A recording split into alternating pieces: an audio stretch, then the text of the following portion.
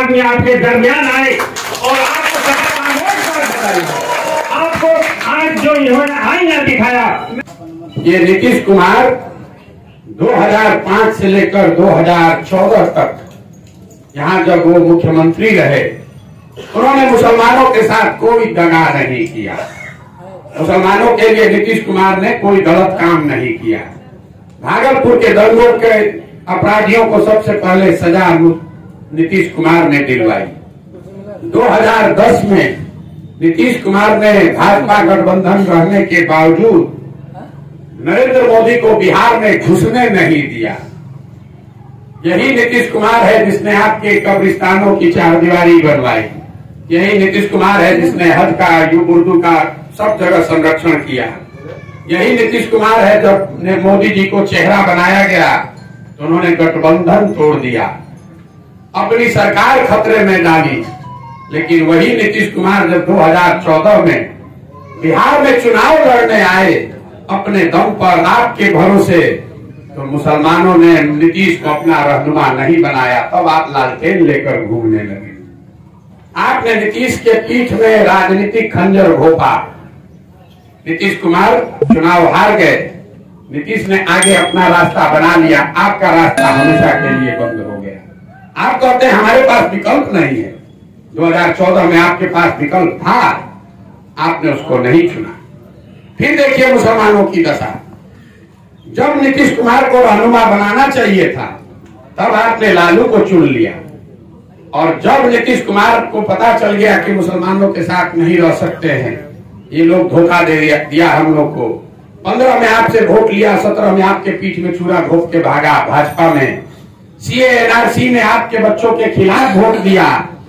वही नीतीश कुमार जब अभी महागठबंधन में आ गया तो 2 महीना पहले तक, अभी तो महीना भी नहीं लगा है, पूरा देश का, पूरा बिहार का मुसलमान गाना गा रहा था कि नीतीश कुमार नया रहनुमा है, यही हराएगा इस बार इंडिया गठबंधन में। तो जब जिस आदमी को रहनुमा मानना था तब आप उसके पीठ में छुरा घोंपे। जब उसको रहनुमा नहीं मानना चाहिए था तब आप उसको गले लगाने गए, इसीलिए आपको फिर से धोखा देकर भागा। यही बात आपके पैगंबर साहब ने बताई है।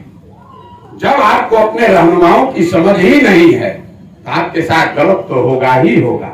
ये तो भला हो कि नीतीश कुमार अभी भाग गए, नहीं तो जितने मुसलमान बैठे हैं सब लोग जाके नीतीश को वोट देते। लोकसभा के बाद जब वो भागता तो आप कहते बड़ा धोखा हो गया।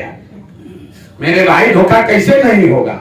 वो आदमी के चेहरे पर लिखा है, सबको दिख रहा है। हम 1 साल से चिल्ला रहे हैं कि नीतीश कुमार भाजपा वापस जाने वाला है, मुसलमान मानने को नहीं तैयार है।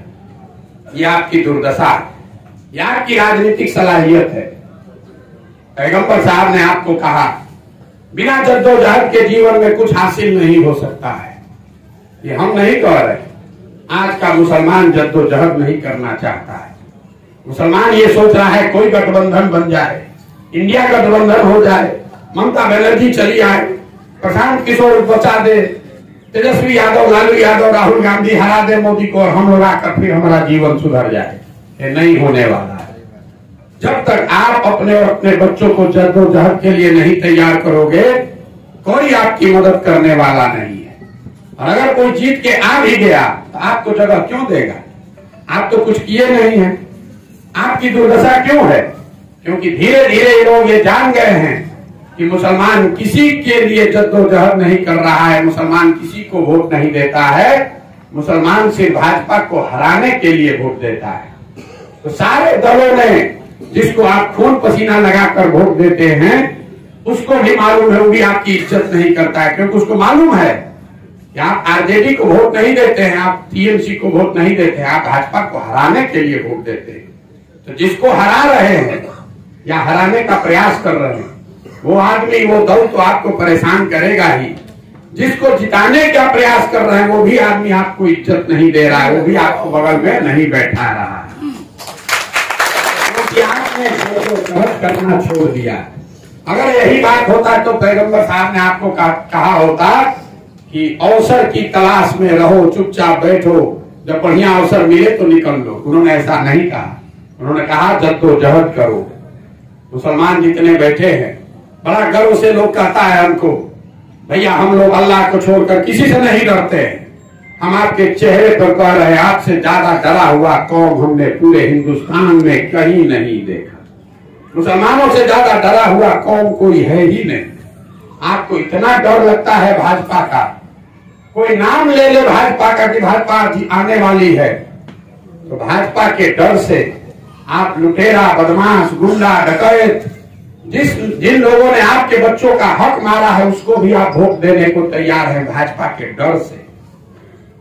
5 वर्ष मुसलमानों को चिंता बहुत है, चिंतन नहीं है।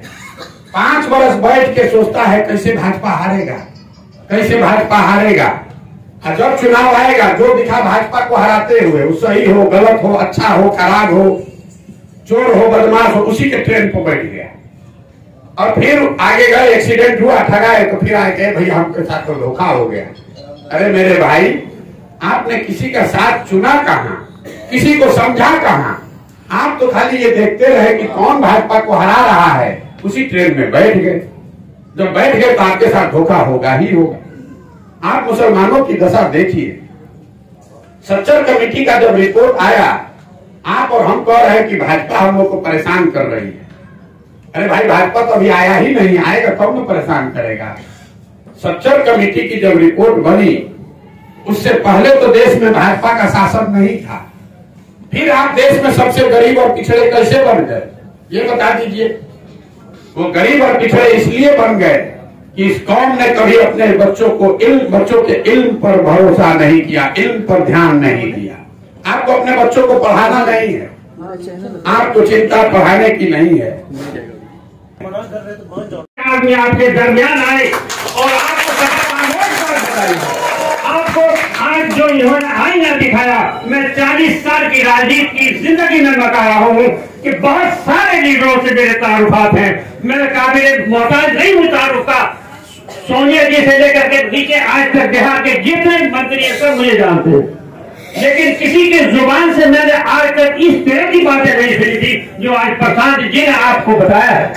प्रशांत जी ने जो रोशनी दिखाई है, मेरे बुजुर्गों दोस्तों, याद करो इस्लाम की उन तारीखों को कि हुजूर पाक सल्लल्लाहु अलैहि वसल्लम के हवाले से इन्होंने अपनी बात को शुरू किया। और इनकी बातों पर अगर आप को ये भी कहने आए कि आप वोट दो, आपको ये कहने, आपको सिर्फ समझाने और इन्होंने एक आईना दिखाया है कि अपने विचार को बदलिए।